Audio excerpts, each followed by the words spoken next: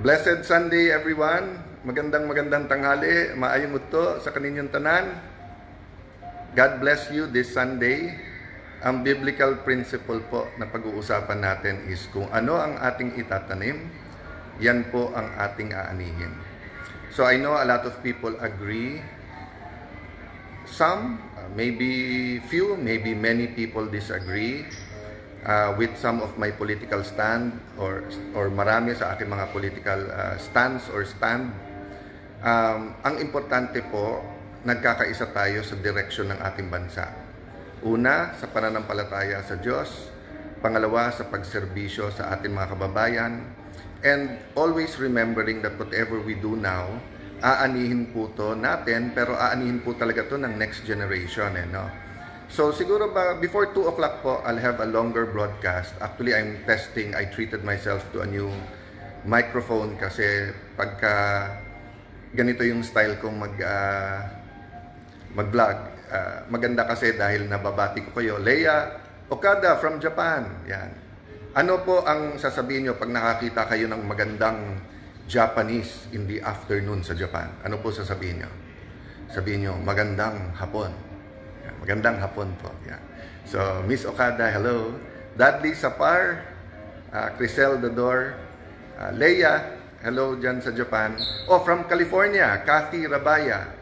So guys, ito yung mic. Trinit ko sarili ko para meron, wala nang umangal sa sound. Tinetest ko ngayon. I'll probably just have my coffee, reviewing.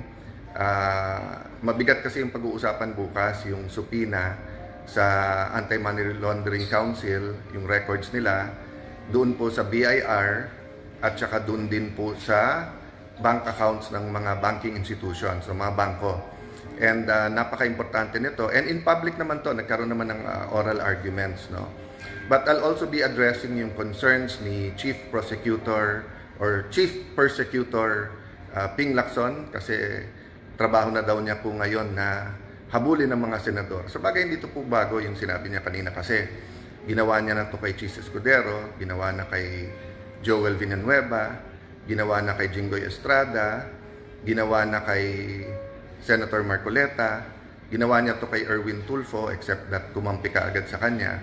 So, maybe 1 or 2 more. So, pang 6 or 7 na ako, 6-7 na ako sa mga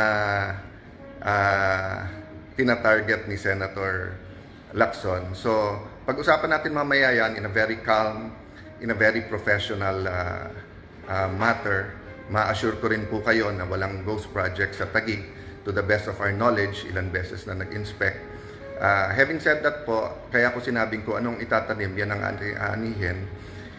Kahit anong isip ko po, hindi pwedeng manahimik sa nangyayari sa ating bansa.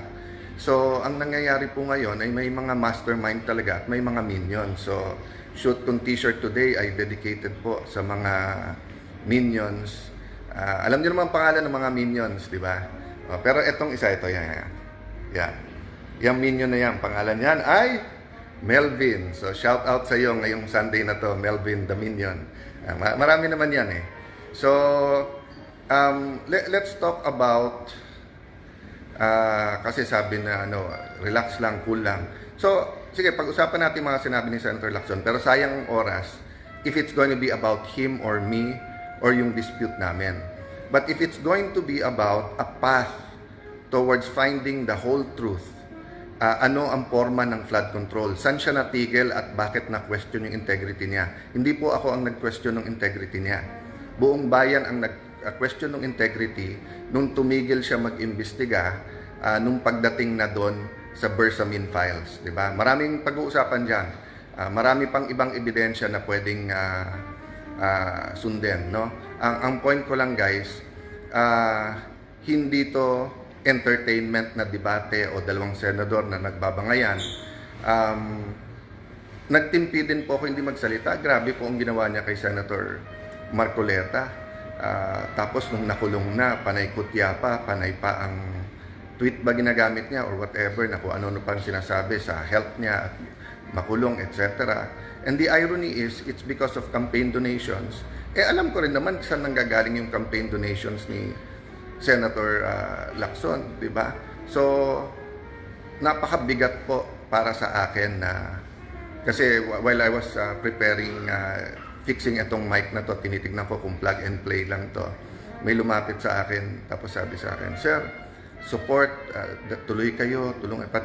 Sir, totoo ba yung away niyo mga senador? Sabi ko, kita nyo, kinukulong na nga yung iba eh. Sabi, oo nga sir, pero parang, so I realized that to many people, this belief, di ba, na ganyan na ang nangyayari. Kahit po kami sa Senado, kasi although si Senator Lacson may history to do that, ginanon din niya yung former Senate President Villar, basta't nakaaway niya, ganyan yung kanyang word niya, hindi ko word down. That's how he melts down, di ba?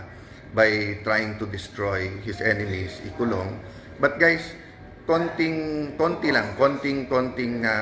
patience din kay Senator Lacson kasi one, may amo eh.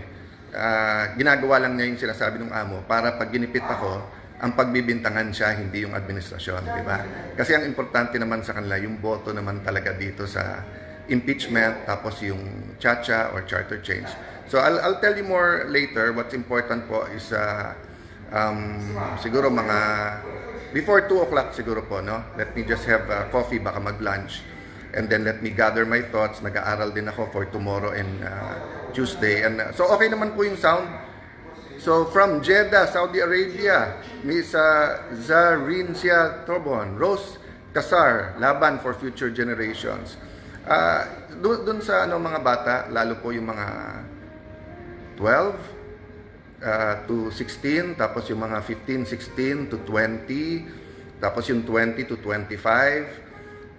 I know this is the most idealistic, exciting, curious, cautious, sometimes painful, depende sa sitwasyon nyo sa buhay, sa school. But this is also the time where kung anong gawin namin, kayo talaga maapektuhan eh. So yung buhay natin ngayon ay dahil may mga umabuso ng 70s, 80s, pero may lumaban din at naging bayani. Diba? So, it's not about becoming a hero, but it's about fighting for your future. So, konting patience sa amin.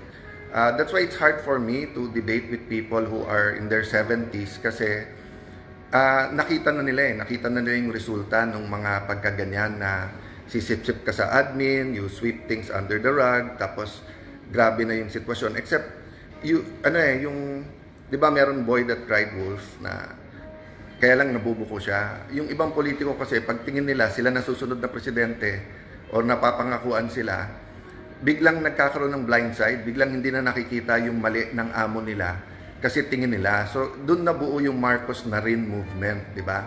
So, yung Marcos pa rin, yan yung mga dating loyalist. Yung Marcos na rin, yung lahat nung pigilan natin si VP Sara kasi ang taas sa survey, baka hindi natin matalo yan. So, sabi, paano yun? Sobrang daming corruption during this administration.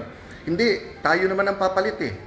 So, yun. Tapos, ilan na silang pinangakuan? Diba? Sa Senate lang, ilan silang umaasa na pag na-impeach, sila napapalit. Isa na si Senator Lacson doon.